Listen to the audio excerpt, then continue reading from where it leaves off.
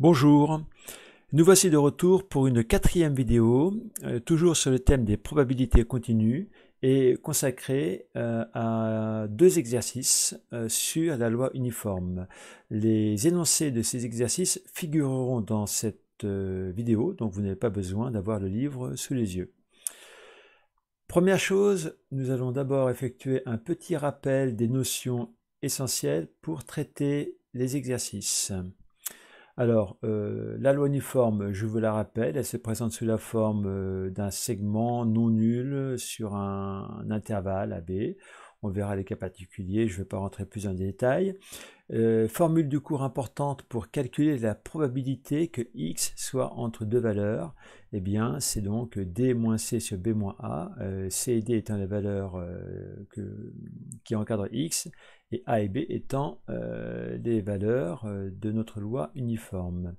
Et puis une propriété importante sur l'espérance d'une variable qui suit une loi uniforme. Alors, justement, si tout ça pour l'instant vous paraît un petit peu vague parce qu'on n'a pas encore fait d'exercice là-dessus, eh ben, c'est le moment, dans un instant, tout ça vous apparaîtra sûrement plus clair. Voici le premier exercice. Donc, en fait, dans cet exercice, x suit une loi uniforme.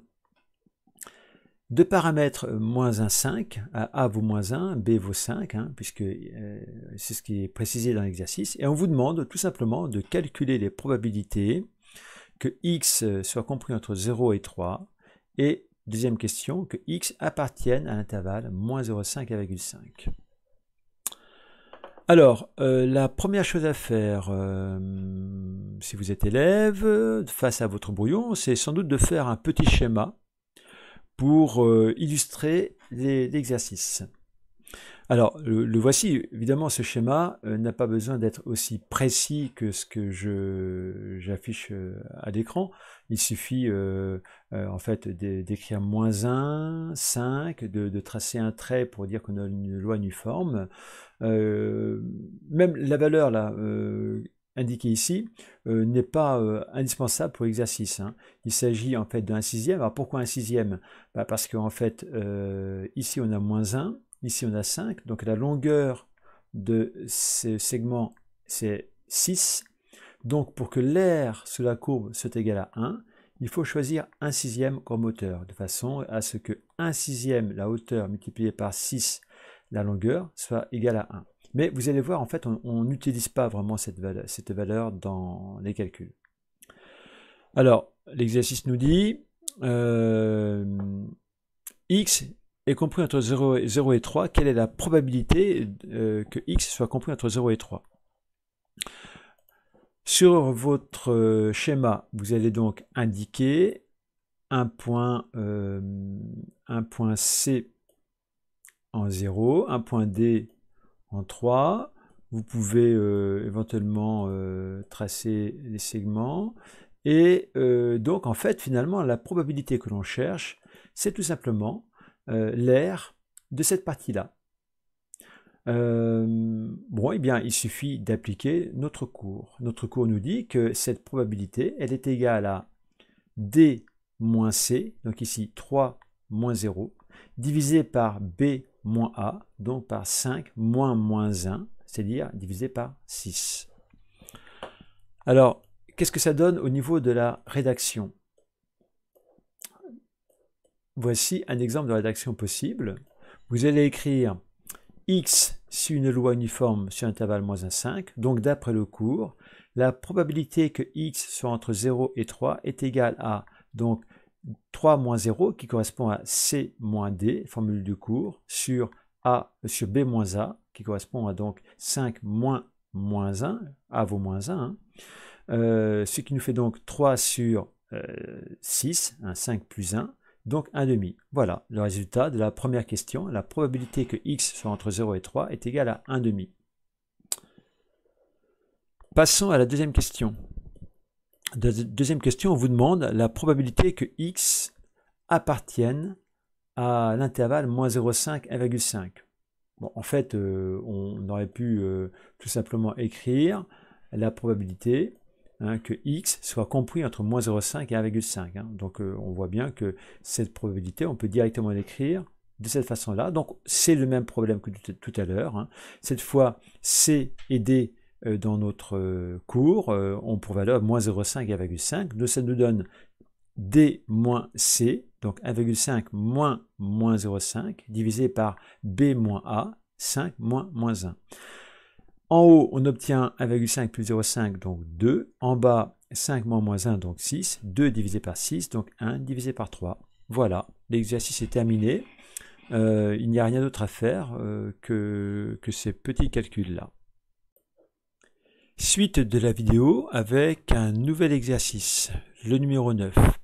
Alors, je vous conseille de faire une pause sur la vidéo pour faire vous-même cet exercice. C'est sur le même modèle que le numéro 8. Bon, on a une question supplémentaire avec le temps d'attente moyen, mais si vous revoyez votre cours, vous devriez y arriver. Donc faites une pause si vous voulez le faire tout seul, sinon, bien sûr, je continue mon exercice.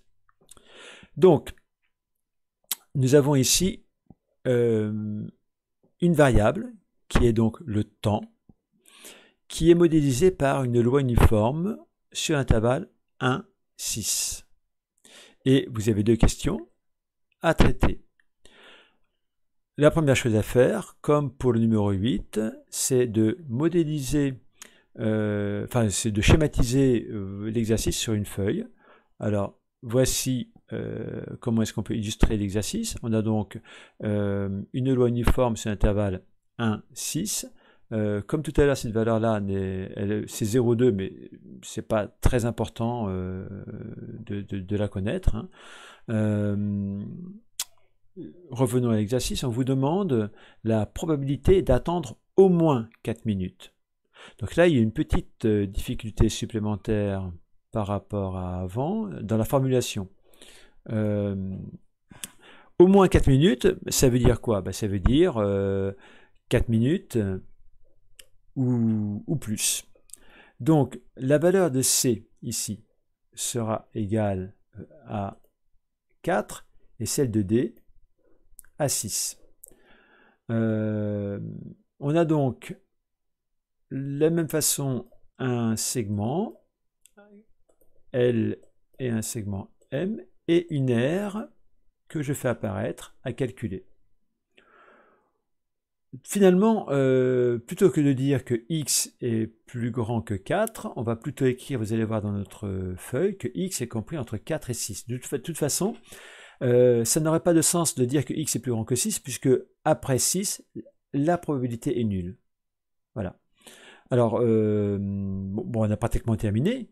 Hein. La formule du cours nous dit que la probabilité est égale à D moins C sur B moins A. D vaut 6, donc ça nous fait 6 moins 4 sur 6 moins 1, et on aura le résultat.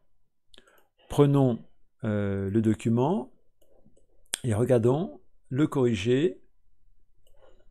Donc on écrit, d'après l'énoncé, il s'agit de calculer la probabilité que x soit supérieur ou égal à 4. Autrement dit, vous voyez, je l'ai reformulé en disant x compris entre 4 et 6. X suit une loi uniforme sur l'intervalle 1, 6, donc d'après le cours, cette probabilité est égale à donc D moins C, 6 moins 4, sur B moins A, donc 6 moins 1, 2 divisé par 5, ce qui nous fait 0,4. Voilà, nous avons répondu à la première question. La deuxième question demande de calculer le temps d'attente moyen.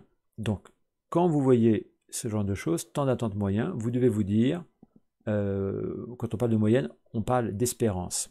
En fait, ce temps d'attente moyen, hein, c'est dans votre cours, ça correspond en fait à l'espérance de notre variable, et donc on va être amené à calculer l'espérance de la variable. Regardons le corrigé. Le temps d'attente moyen correspond à l'espérance de x. Alors oui, j'ai pas précisé, mais j'aurais dû préciser que x ici représente donc, on a bien compris, le temps d'attente. Hein. J'aurais dû d'ailleurs peut-être le mettre dès le départ en disant on appelle grand X la variable aléatoire qui représente le temps d'attente.